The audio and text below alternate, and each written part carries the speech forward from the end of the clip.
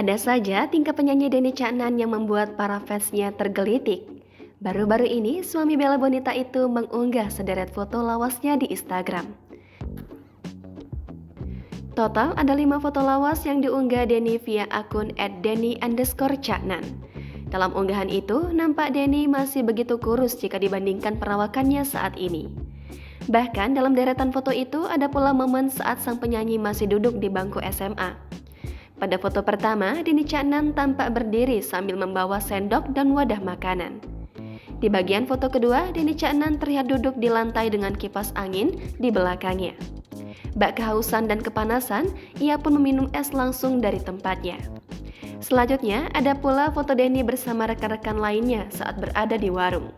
Sedangkan di bagian foto keempat, bagian pipi Denny Caknan tampak mulai berisi. Ia lagi-lagi duduk santai di lantai sambil menikmati makanannya.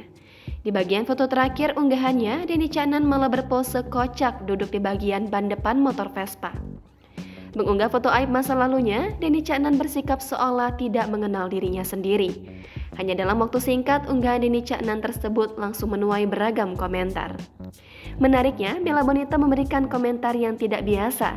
Bella Bonita justru memberikan emoji menangis sekaligus tertawa sambil mengingatkan Denny Caknan bahwa dirinya sedang hamil. Jangan lupa subscribe, share, komen, dan like ya!